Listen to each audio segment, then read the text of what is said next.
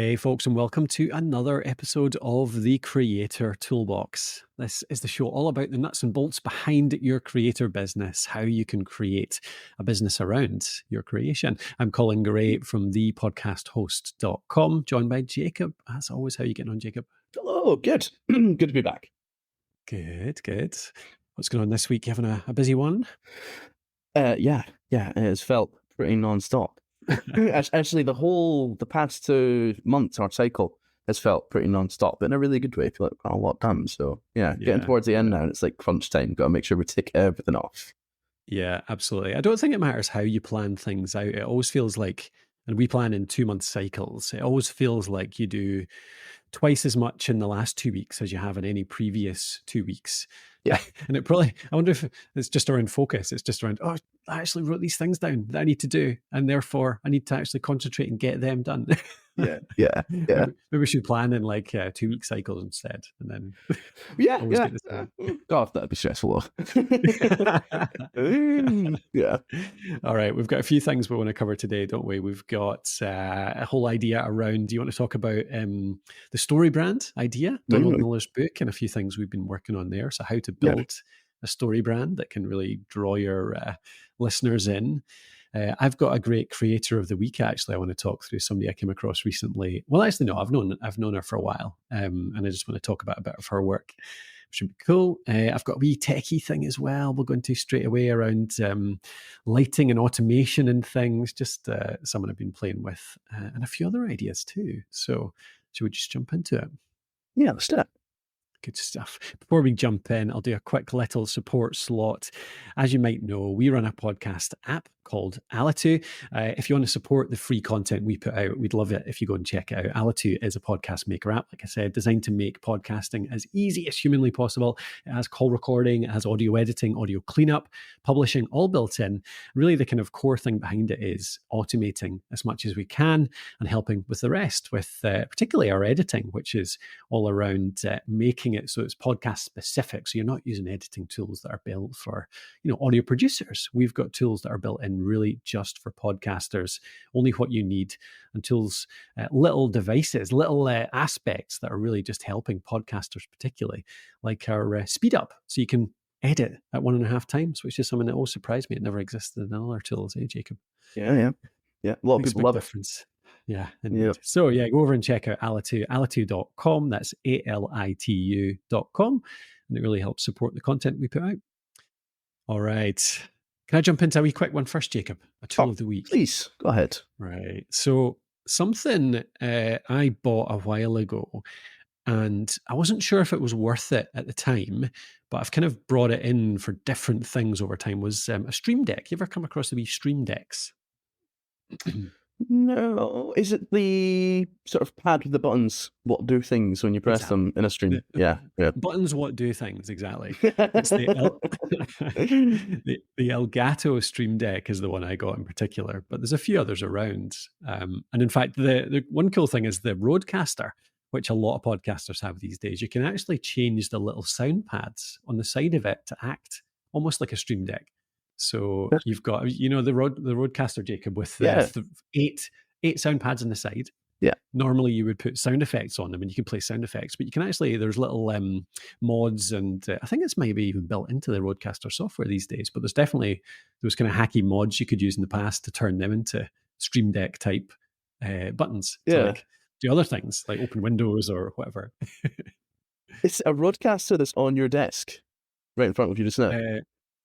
No, I have it over on our recording desk over to my left here. Because the last time I was in your office, I spotted something which made me absurdly happy about your setup, which is built into your Stream Deck. I think it might be, if it's not the Rodecaster, is a button which is a timer for your coffee. And I just thought, that right there, that's genius. So such a good use of technology. Yeah, absolutely. We'll see that. So that was one of the first buttons I created. As soon as I got the Stream Deck, I looked into what you could do with it, and one of the things was a timer. And I was like, oh, excellent. I always I'd mess around with Siri, try to set a 4-minute timer for my coffee or whatever, like for it when it's steeping. I was like, oh, I can just have a wee button and it just does it. And it is really cool. The difference with Stream Deck compared to a lot of other ones is how the buttons are little screens.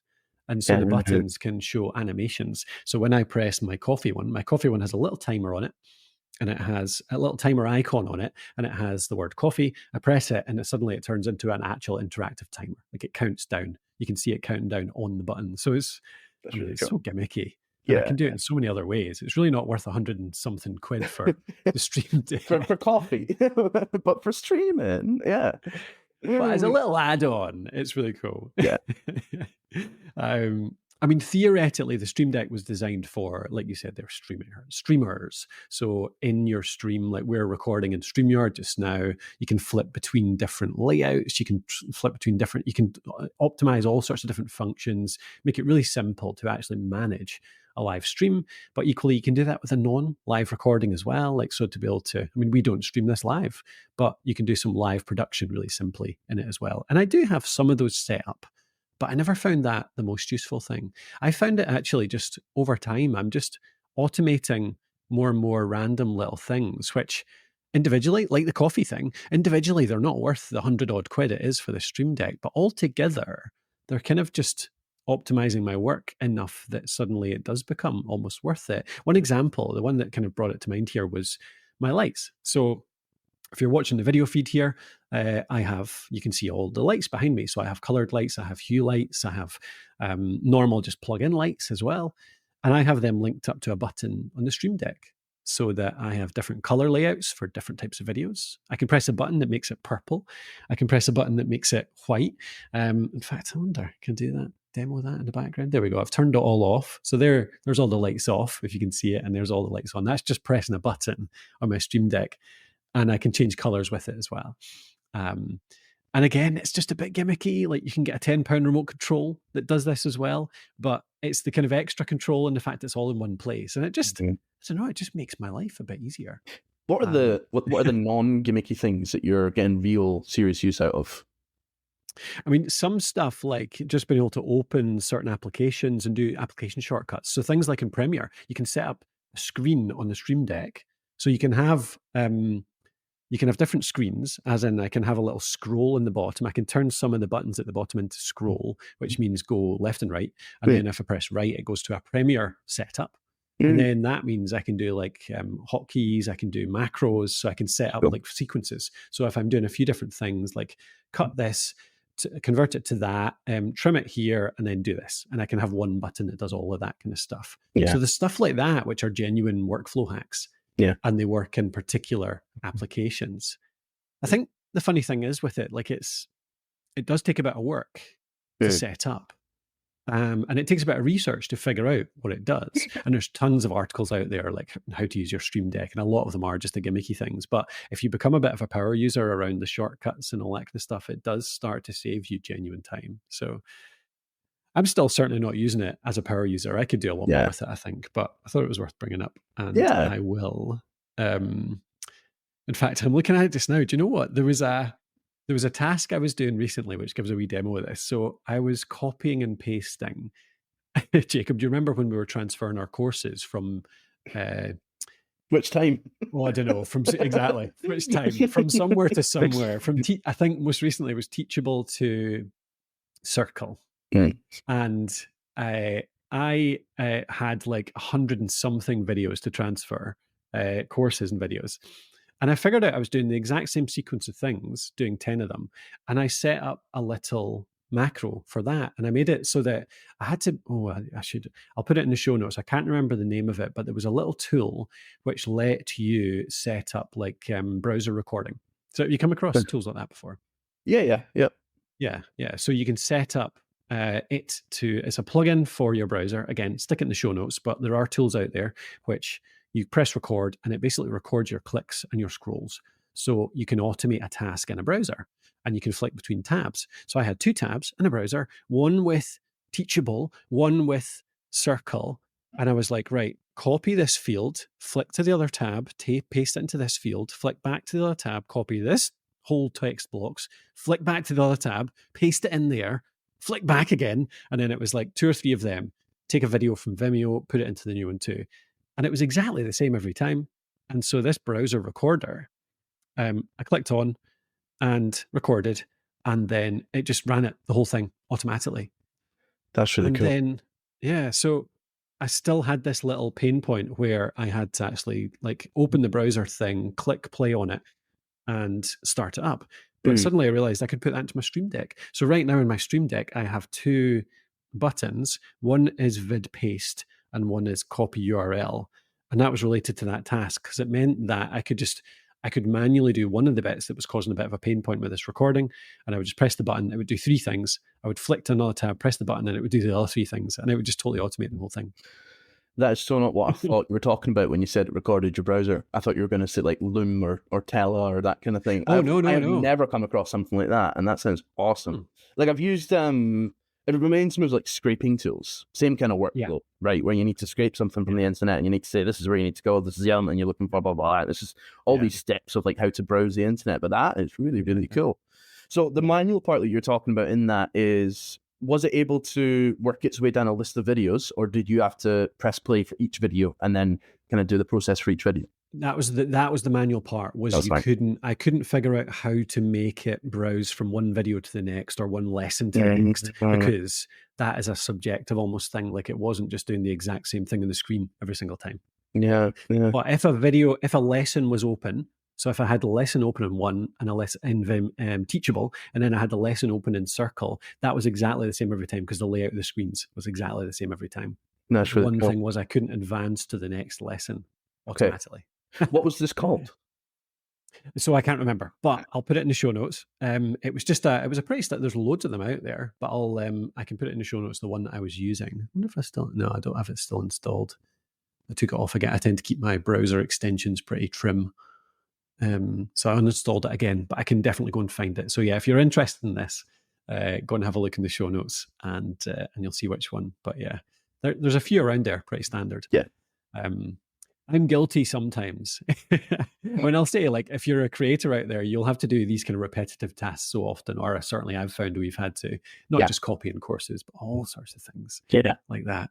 And I am guilty sometimes of spending longer trying to automate something than it would take to just go ahead and just bloody do it manually. It's a hard thing to balance though, because like it's about, you never quite know how long it's going to take you to automate it, and if you can do it quick enough, it will save you time. Yeah, exactly. Yeah, totally. And more often than not, you end up doing these things again sometime in the future, even if you don't think you necessarily have to now. So, and even the learning of that can apply to something else that'll speed that up in future. And I just find it more fun trying to figure out a problem like that than just doing some rote work, essentially. So sometimes it's actually worth 2 hours making something automated than 1 hour doing it manually, simply because it's a more fun task and I learned something along the way. Yeah, I like that a lot. Yeah. That's a nice way to look at it.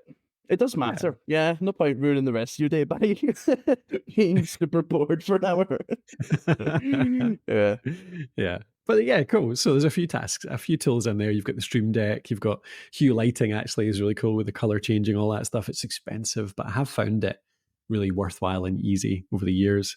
And then, browser recording too.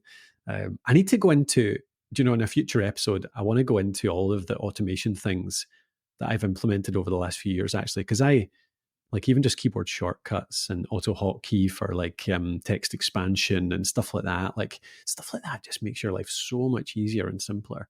It just shocks me how many people type their full email address into a form every single time they're filling out a form.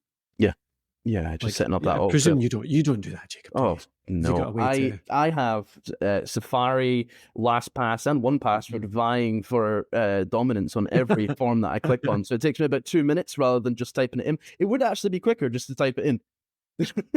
Instead of trying to I need to just slightly get my mouse underneath the Safari pop-up, trying to give me the password so I can get to the 1Password one. Yeah. Such a good timing. Well, I use a text expander for that, so I just type in a wee shortcut, like three characters, and it's my email address just expands into it, and so it works for all the like address as well. Like when you're filling out your address on I know 1Pass and stuff can do that too. To be fair, but I actually prefer that. Yeah, that's cool. How do you do that? A tool called Auto Hotkey. Auto Hotkey. Yeah, but there's a few around as well. But Auto Hotkey's great for that. Yeah, like I have so many things in there. Yeah, like email particularly. So I have like 3 or 4 shortcuts for how I sign off emails. So I just type in 3 characters and it expands into cheers, ! Colin. So I never type that in. Yeah. Or for welcomes, it's like, so more general welcome, what am I trying to say? Introductions to an email. Like, hello, thanks for getting in touch. Really appreciate your interest. Because I like to, I'm a bit of an over writer and over, what would you call it? Like all of the platitudes. Well, that's a bad word for it, but do you know what I mean? All of the, like, I like the niceties. I do appreciate that in other people, and I think it's worth it in text because you lose the personality. So I always write stuff like that. I write thanks for getting in touch. Really appreciate you doing that. But I have shortcuts for those things, and I have 4 or 5 different variations, and I just type in 3 characters and expands that out. And I mean, it's just really like 20 seconds each time, but yeah. Yeah. I mean, like I think everyone actually to some degree has that on mobile, right? So there's some that are just built into iOS, like OMW on my way. I've set up a few of them for different things, and that makes sense. I never actually considered doing that on desktop, but yeah. Nice. Yeah. No, I've got loads. Even bio. You get asked for your biography all the time when you're going on podcasts and things, and somebody would ask me for that. Now I just type in .bio and it expands out into my full biography in an email. That's cool. Yeah. So does it ever get in the way? Like, does it ever? It has done. It does. Occasionally, I'll create a new one, and then like 10 hours, like a day later, it'll suddenly appear because I'll write that acronym by accident, and I'll realize and I'll change it. And I often put little codes in, so often like dot something is usually my my way of avoiding that. So .bio. What else do I use? Yeah, that's the main one, to be honest. If I put a dot in, like it's very, very rarely in real life, you'll type full stop without a space and then an acronym. Yeah. So it barely ever happens. Yeah. So that works nicely. Cool. All right. I'd come back to some of them in future, though. I've got a bunch more of those that I've used over the years. I like these little hacks because I mean, these are. I like to think that I have automated quite a lot of my little bits and bobs, but it's always interesting to hear other people, and what they've done. I've never heard it. Yeah. Oh, hot teams from Coors. So, what is a story brand? Tell me about StoryBrand. Start with that. Like, what is a story brand initially? Like, just define that term. What does that mean? StoryBrand is the whole idea of the book. So it's a book. That's how I got introduced to it. I'm not sure if it started as a book or not, but it's written by Don Miller, and the whole idea is that you create a hero's journey basically for your customer and your product. The reason that I got onto this was because over the years, we just did that. We ad slot for Alitu at the start there, but actually the reason I started looking into this was for Alitu. Over the years, the way that our competitors position themselves has changed, and I wanted to shift our positioning to a slightly different place, because traditionally, when we started out, and it'll be the same for a lot of creators in different niches, there wasn't a lot of competition, and we were just the easiest way to make a podcast. Now there's all these other companies that also make it really easy to podcast. So that's the problem. Yeah. How do we communicate differently what we do and speak to the customer in a different way? So it's the idea of a story brand is writing a story, putting your customer as the hero, making your product the sort of guide in that story. And if you look at most movies, most books, it's the hero's journey. It's that classic kind of plot point where there's a hero, they have a problem, they meet a guide somewhere along the way who gives them a plan and kind of calls them to action. Like this is the plot of Star Wars. Yeah. Do you know what I mean? Helps them avoid failure and ends in success. So that's the hero's journey plot point. But that is essentially the framework for StoryBrand as well. What they've really done there is just taken something that works very well in storytelling for screenplays, for books, and all that stuff, and kind of put it into the context of marketing. And this really, really resonated with me because it's the way that I think. Anyway, about marketing, but it's just such a nice little framework, and you can go to the nth degree with it.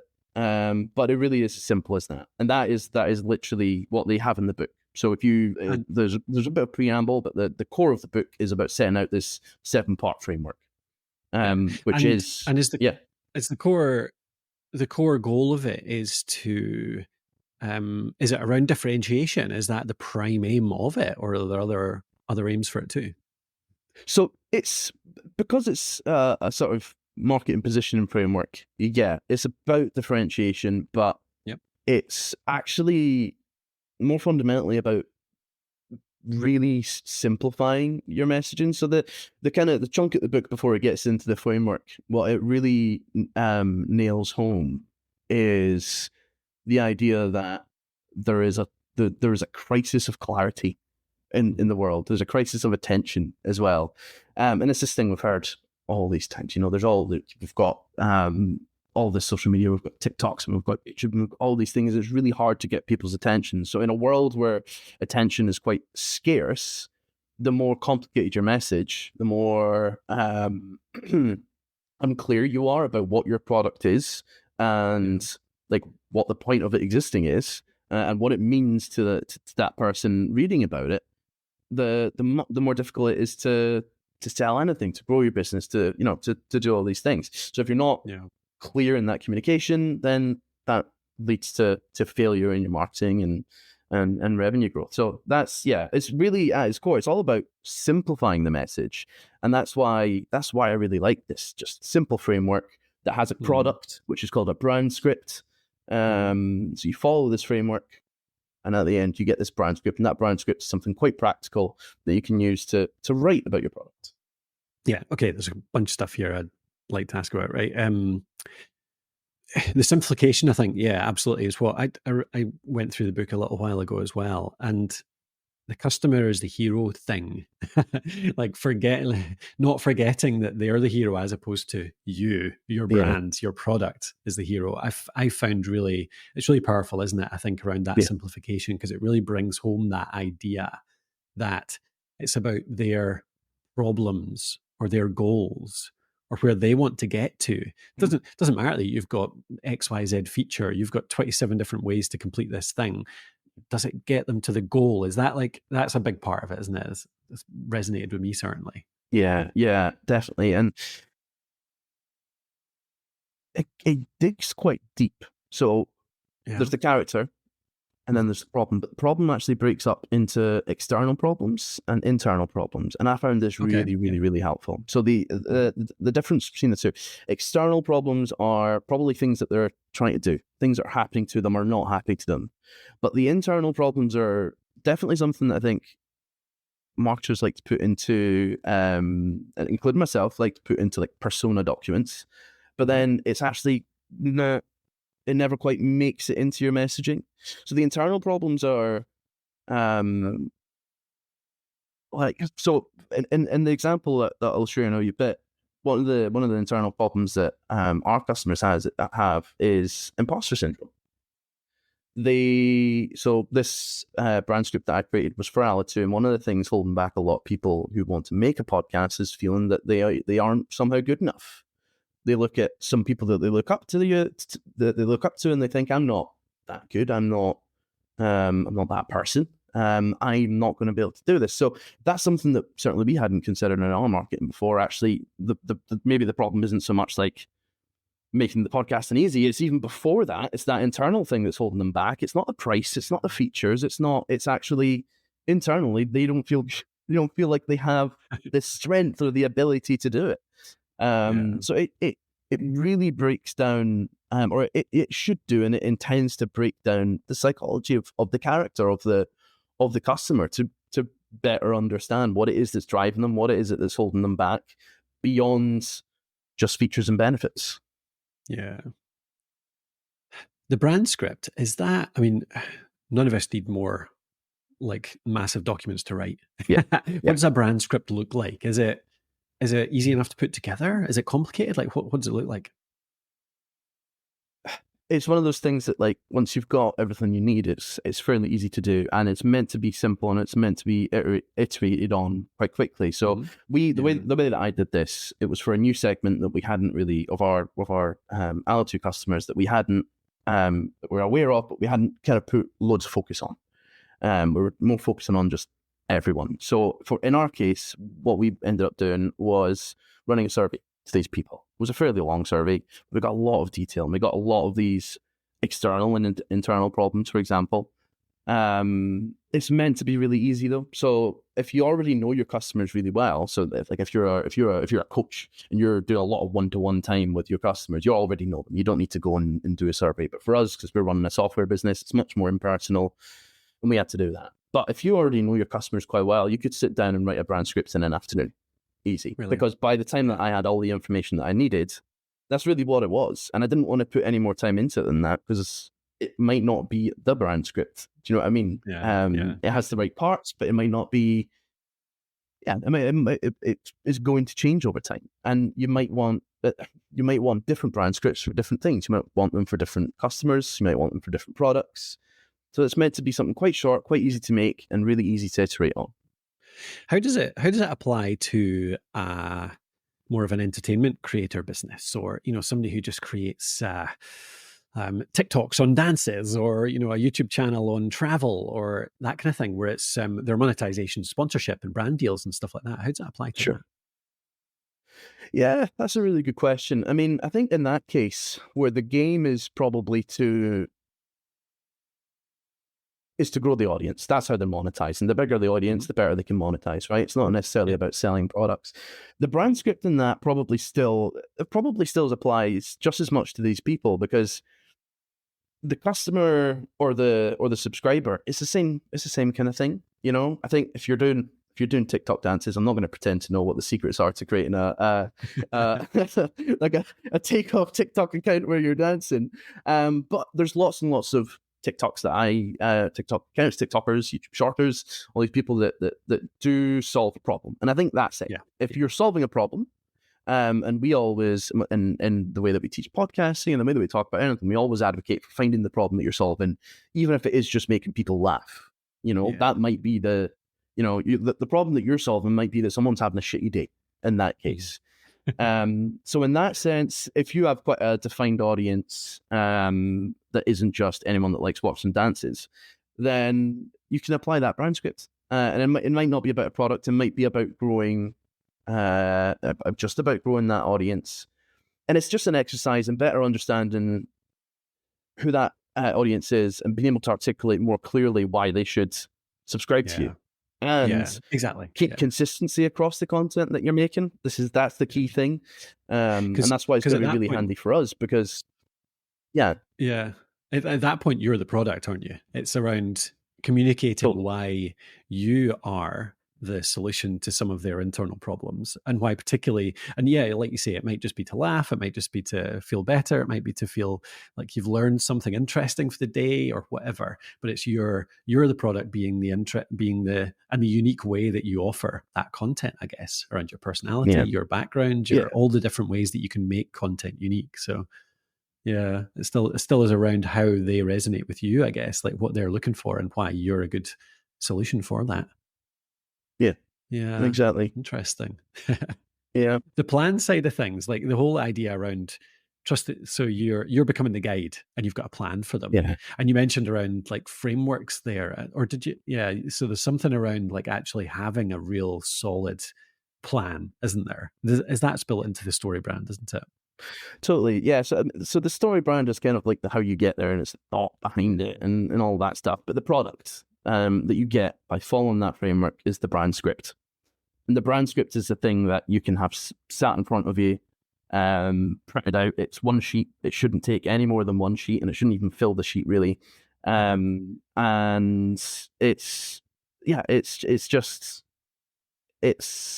hero's journey. It's just breaking down that hero's journey. In fact, they offer a nice little printout, which is just, it literally goes from left to right in a nice squiggly line, and it just shows you, it gives you boxes to fill to describe, this is the character, this is the problem, the problems that are external, internal, and philosophical.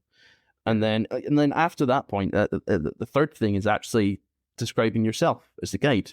Even down to like that, creating that brand script, you're not talking about yourself first. It's all within the context of you. And I think that might be one of the things that is quite actually impactful about this. right? It forces you to talk about yourself in context of the customer rather than the other way around. Because like I was looking earlier on today at our website, podcasthost.com. And one of the ads that we have running on there for our book is how does it read? So it's for Finally Start Your Podcast, which is our book on how to start a podcast. And this ad reads something like, we wrote the book on podcasting in 2024. And at the time that I wrote that, I thought, that's quite definitive. It's quite confident. It's the book, you know. But actually, coming back to it after going through this whole journey of trying to put the customer first, and who's the hero in that? We're the hero in that. That's horrific. I only wrote that 3 months ago. You know what I mean? So yeah, I'm it's funny, as a matter of emergency, going to rewrite that ad. But that's a real change that I've actually, you know, felt in my brain in 3 months from having gone through this. It sounds like I don't know. It's hard to describe because it probably just sounds like I'm kind of excited about it, and it's just a framework that you can apply. And I am excited about it, and it is just a framework that you can apply. But for me personally, and actually using it, I've actually felt a difference in the way that I'm looking at how I write copy, looking at copy that I've written before, and the way that I am thinking about how do we communicate with the customer. And it's not just that it's like a good recommendation or it's best practice to think about the customer first.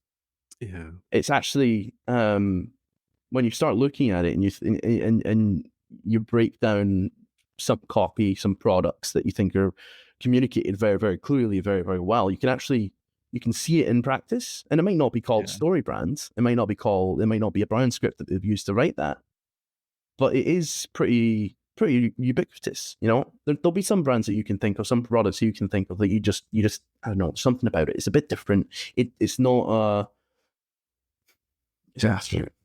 and obviously, you know, I don't know. It's not totally centric on themselves and the product. There's just some things that, you know, and you go back and look at it and you can actually see, this is why it feels different. This is why I have a different affinity to this brand. I mean, the biggest example is Apple. Apple are the best people in the world, or were slightly less so recently. Once upon a time, we're certainly the biggest and best company at putting that customer first and making you the hero, and you can still kind of see it in their marketing. So if it works for a company of that scale, it would definitely work for for us and otherwise. One of the parts of it that I love that really ties into that actually is the challenge. It's, you know, it's the call to action, I should say, but the challenge to call the customer to action. So the big part of that story is like giving them that call at the end, like, we challenge you to like make a difference. Like, here's the story, here's the problem. We're here ready to guide you. We've got a plan for you. Now, are you ready? Are you going to actually make the move? Are you going to, you know, have the guts to do something about this? And I feel like, I mean, what's Apple's one of the classic lines from Apple? Think differently, isn't it? That was one of their big lines. And that is putting the customer first, but it's also a challenge to do something, that's not even a challenge to go and buy their product. It's a challenge to, well, in their terms, like, be different, be more unique, be like, take action to, you know, stand out, I guess, isn't it? It's a really interesting one that really ties all of that in. It's a great case study because we obviously, we remember Think Different, and we remember probably the posters with all the kind of famous people on it. So that's one, like, kind of visually, actually, that is putting the people that they value ahead. There was a tiny little colorful Apple logo somewhere on that poster, but this campaign that saved Apple, by the way, really? It saved Apple at that time. Well, this is just when Steve Jobs came back. So, oh man, I could do a whole episode on this because I'm actually in the middle of writing like essentially an essay on this for my own blog. How Steve Jobs saved Apple with storytelling. Really? Because when he came back to Apple, he brought two things with him. The first thing he brought with him was technology. So he developed the operating system that went on to become macOS as we know it today at his company Next. It was way overpriced. They weren't selling enough, but it was fantastic software. So Apple had bought that because they were struggling. Now, everyone kind of attributes Apple turning things around in the late 90s to Steve Jobs returning with that operating system from Next, but I disagree. I actually think that what saved Apple was what Steve Jobs brought from another company that he worked at in the time that he wasn't at Apple, and that was Disney. Sorry, not Disney, Pixar. Pixar. Yeah, he worked at Pixar. And if you look at Steve Jobs before that and you look at Steve Jobs after that, the thing that sealed his fate in having to leave Apple was the original Macintosh launch, which was all about having the best hardware, having the best features, having the coolest computer. It was not about the end user. It was about him and his own obsession, really. Yeah. But you look at after, and straight out of the gate, he spent all of these years working at Pixar, developing Pixar, telling stories and becoming open to the idea of telling stories and understanding how important that is. And it wasn't just like a passive investment. He was really, really involved in Pixar. And we get Think Different, and we get that kind of visual campaign. But the thing about the campaign that people forget now, because it's not so visual, was the story that it told. And there's it's not just the story of the pictures, but there's actually a small story that he tells. There was audio to go with this campaign, and I won't recite the whole thing, but it starts off with "Here's to the crazy ones," and it continues on describing the very people that Apple for the next 10, 15 years would build the Macintosh for. You know, it was the square pegs and the round holes. The people who dared to thing, wasn't it? Exactly. The people who dare to think they can change the world do. And what happens over the next 10 to 15 years? Apple becomes the premier brand for creatives. The premier brand for people who do dare to think differently, who do dare to think they can change the world. And then oftentimes, many of the things that have changed the world that we live in today, that, you know, in terms of art, in terms of technology, it's all developed on a Mac. So I actually think that that is one of the most powerful case studies for the power of storytelling, and it applies to companies of all sizes. Yeah, it really ties into all of the ideas are in StoryBrand. Like they highlight as well in the StoryBrand framework, like every person is trying to avoid their own tragic ending. So there's like the whole thing around Think Different is, you know, don't just be part of the crowd. Don't just like be a sheep, like following everyone else. Like you're going to think differently, and that's going to be your heroic ending, not your tragic ending. And the challenge that's built into that too. I mean, I think that's something that just about anyone in their content can bring in, can't they? Always think at the end of anything you're creating, whether it's the marketing around it or whether it's actually the content itself, like have a challenge in there, have something in there that's challenging the person to do something with that content that really showcases, right? Here's what's going to happen if you don't put this into action. Like I've just taught you something. I hope you've enjoyed it, but here's what's going to happen. You're just going to go and do nothing with this. What's going to be the consequence of that? You're going to not do this. You're going to not do that. You're going to end up in this tragic ending. So here's your challenge. Go and actually take action on this and do the thing that I've been teaching you to do, that you're obviously interested in because you searched this out. And I think that's a huge part of it too. Right. And that's all story, isn't it? It's like the triumph, reaching your really positive end as opposed to falling into tragedy. Do you know that is part of the StoryBrand sort of framework as well. So sure, it's about getting the hero from this sort of first problem towards success, but you're dead on that actually avoidance of failure is as big a motivator as seeking out success, and that should probably be part of your messaging. And it's you have to be tactful about it, because you can't just say, if you don't buy my products, you will die. That's not going to go down well. But you can be empathetic about the things that they're worried about. So you can be empathetic and say, like for us, like, I know you're struggling with the tech, and I know this is going to be a hurdle for you. And if you don't find a way to get around it, you might not be able to make that podcast. And certainly that's how you feel. So like acknowledge the possibility of failure and actually understand it as well. Like if you don't, you have to hit the mark with it, right? So this is what I mean. Like, you're going to have to iterate on this brand script. You need to figure out what's right and what's going to resonate. But I think it is just as important to point out the failures or point out what the possible failure might look like in a way that's empathetic, that's not fear-mongering. Yeah, there's a lot of research that shows that people will work harder to avoid negative outcomes compared to achieving positive outcomes.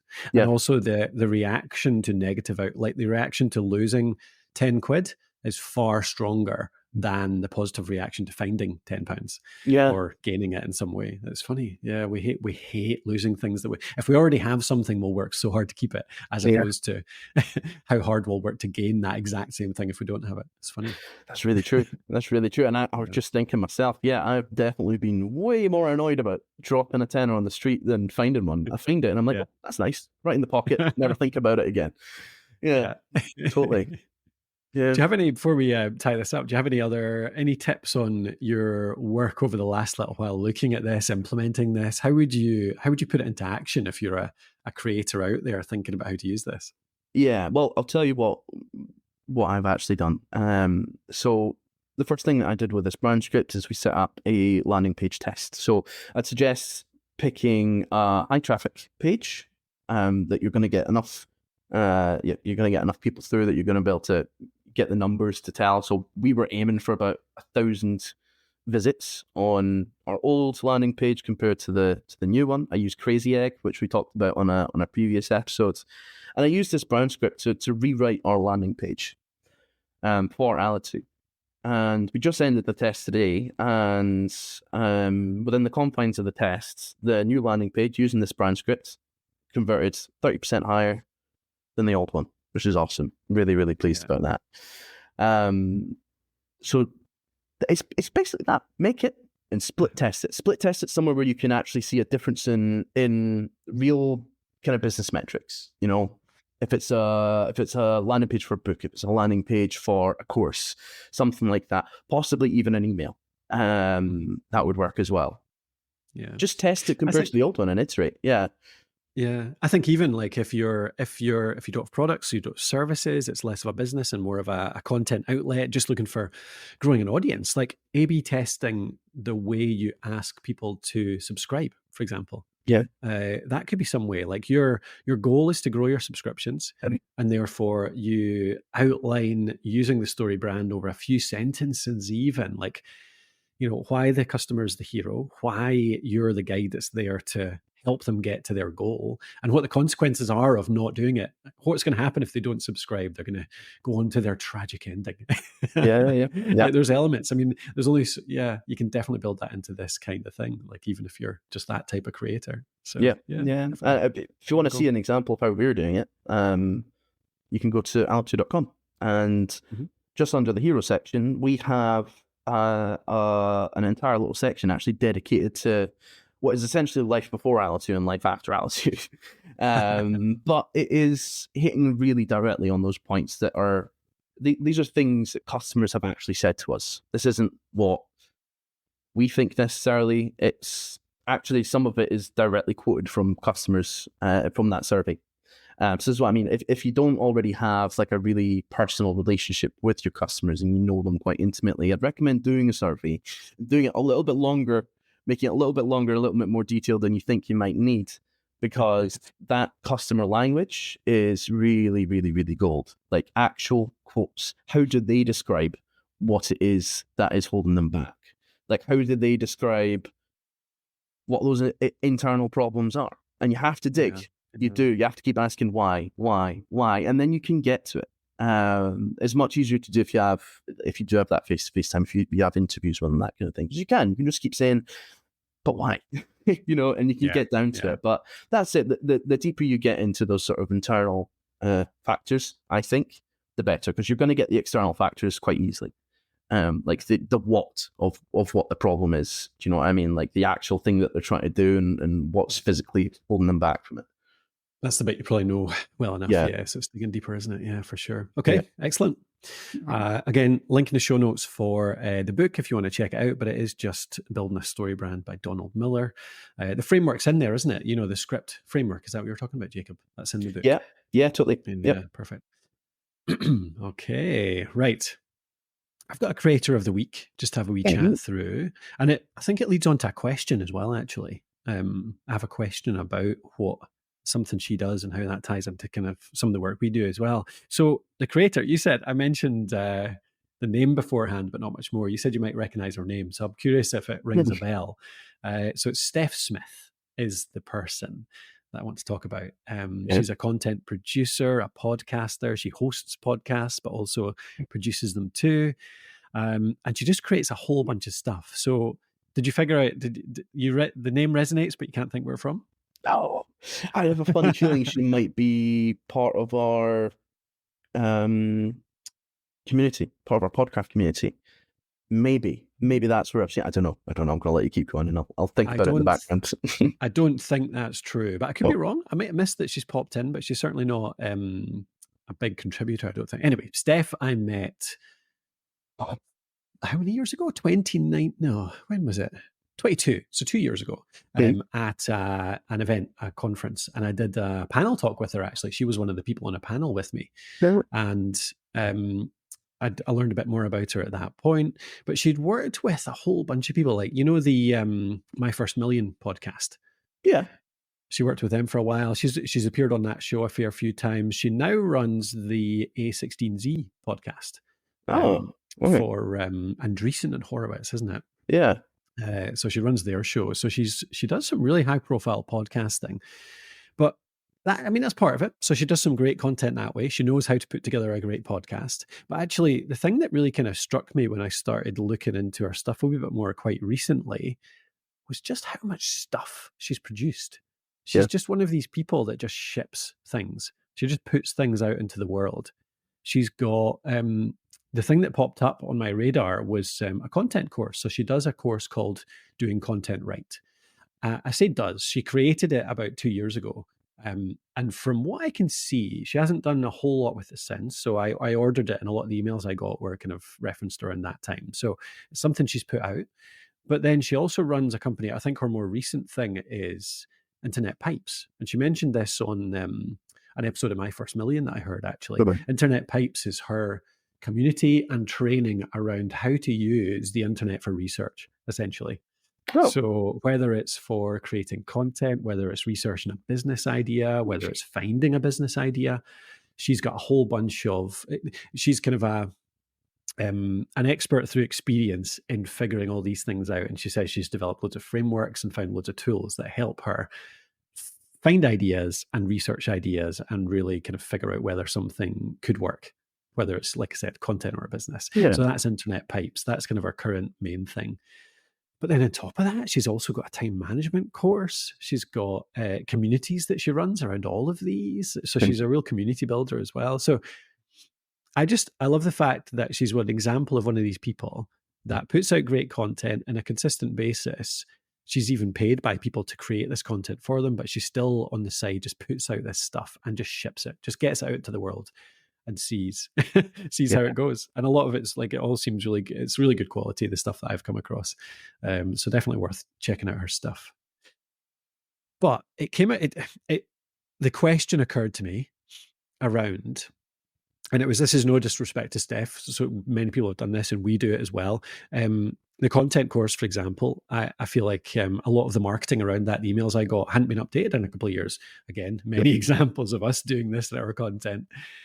Creating something and really just going on and creating something else, and then going on and creating something else, and like that balance. So I guess the question I have for you is, how do you balance the momentum and the fun and the action and the potential success that you can get from having an idea and just putting it out there into the world in sometimes a minimum version, sometimes a maximum version, but just putting it out, but then moving on and having another idea and doing another thing and not actually focusing on any one thing? God. Yeah, that is tough. I think, one way to do it would be, so it depends. I think it depends a lot on your personality as well, right? As a creator, because if you are the type of person that will make something, put it out into the world, and if it gets traction, if it's within your brain chemistry to then say, right, I'm not going to make anything else. I'm going to focus on this, and I'm going to double down on it because it's working well. Then that's one way to do it. But the other way to do it, if you're not that type of person, I think it might even be something as simple as, well, not simple as, but like, if it's something that's doing well that you think, right, I'm gonna need to kind of keep this updated and going. It might be a case of actually getting a little bit of external help on it. Do you know what I mean? You know, if it's doing that well, getting someone, not even necessarily regularly part-time, but maybe actually just someone every year, every 6 months, or indeed just yourself. Like, one thing that I've seen serial creators do is they keep a very exact spreadsheet of like, these are the many and varied things that I've launched, and here's the exact revenue for it. And it depends on what your KPI is, but if it's revenue, for most creators, it probably will be, then look at the order by revenue. You know, these are the things that, even though I'm going to keep creating, these are the ones that I really should either give my time to, or find someone else, some external help to keep them updated and keep them going. Because, you know, I think that's some good insights in there, really good insights around outsourcing, taking on partners. Like, even if something, it's a case for putting someone out there, testing it out. If you do get some good feedback on it, take on somebody, give them a bit of ownership.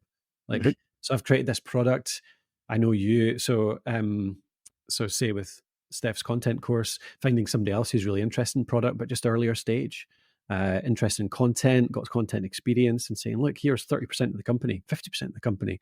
Do you want to do this with me? You help keep it updated, I'll help promote it. So definitely an idea. I think there's one of the things I struggle with on this is the fact, though, that very rarely does that traction just happen from the launch. More often than not, I think it does take over time, the months, even the years. Building on from that, around iterating. For a start, it's rare that you get something out there in the first place in the right form. I suppose that comes with the experience. So Steph, us, whatever, we've been doing this for 10, 15 years, whatever, you've got a better chance of hitting a better target with the first version. But even still, it's still really hit and miss. It's still tricky. So there's something around iterating over a year to really kind of hone in that product market fit. So I don't know. There's, I mean, this company here is an example of it. Like, I had maybe 3 things running back in 2008, 9, 10, more like 10 to 12, actually, probably. I had the podcast host, was the blog I started in 2010, just writing about it. I was running a mountain biking content outlet, like a website, some podcast stuff like that. I was doing some stuff around beer as well. My brother was getting really into craft beer at that point, working in the industry, and I was doing some website stuff around him, content with him on that. So there was 3-4 different potential companies that could have come out of all of that. And I did just do a little bit on all of them as a hobby, essentially. And the podcasting stuff took off quicker. I've talked before about the fact I got the Amazon check for $50. That was the one that came through first. That was the money that came through first on the 4 of them. And that was what really decided my direction to jump into it. So I suppose there is something in that, like throwing things out there in the world. And even if it's only a tiny bit of traction, just that tiny little nibble, it's the little fish on the line that shows you a direction. And it's I mean, it's a good way to do it. It's because you have to, I think, as a creator, you have to accept that most of the things you do won't work. You know, I saw a really interesting post just the other day that was a breakdown of like the top artists in terms of music and how they've charted. Like 80% of their songs did not make it into the charts, but we still know them as top performing artists that are always in the charts. But it's only because of this tiny little amount of stuff that they put out. So it doesn't really matter how successful you are. It's always going to be a little bit. You're always going to have to throw stuff at the wall and see what sticks. You know, it's business. Sure. And in your case, like, I mean, here's a question for you. If it was the Ale blog that sent you that first check, do you think that would have been the direction that you pursued, or was there something inherently about podcasting that made you more successful?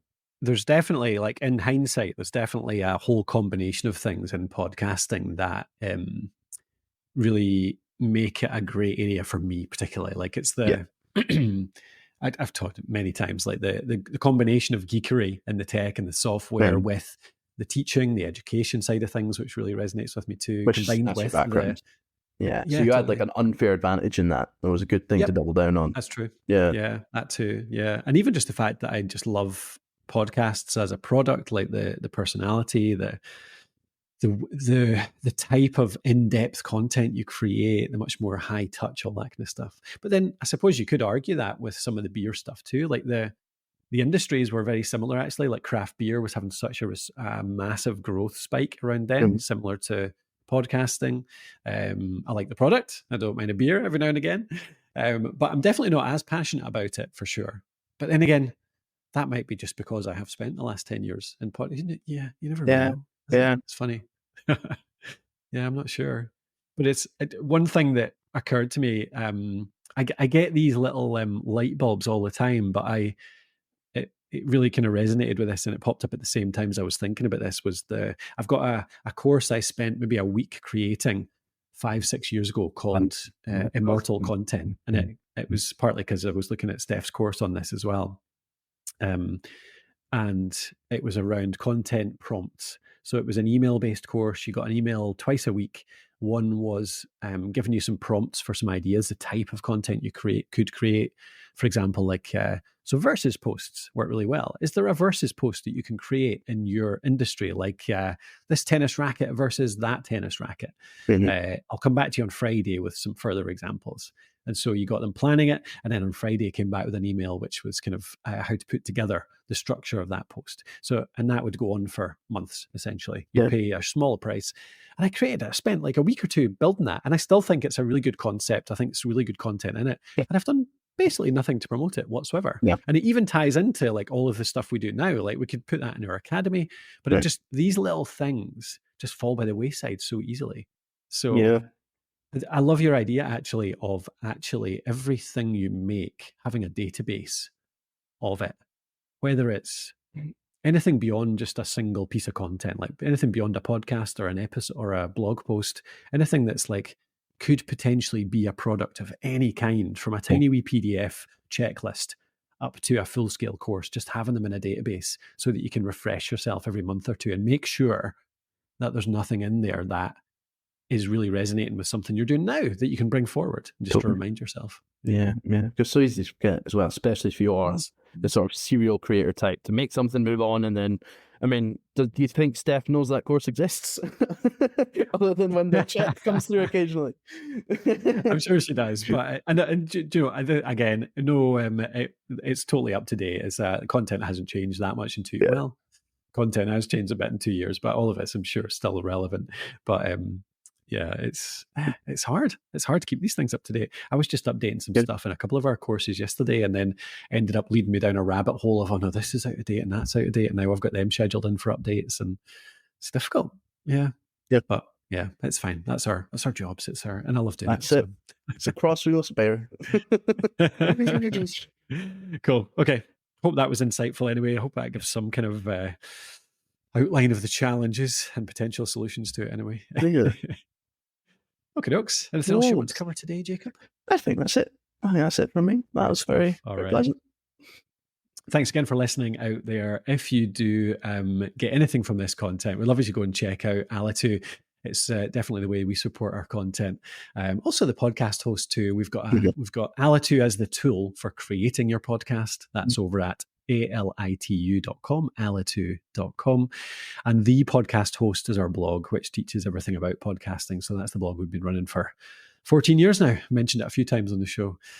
So answers just about any question you'll have around podcasting, and a lot of more general creator questions as well, like coming up with the idea for your content, creating customer avatars, all of that stuff relates to some of the StoryBrand work too. So go over and check out thepodcasthost.com. And that kind of leads to all of our coaching and academy stuff too, if you're interested. So yeah, excellent. All right. Thanks again for listening. We will talk to you on the next episode. Cheers. Cheers. Bye.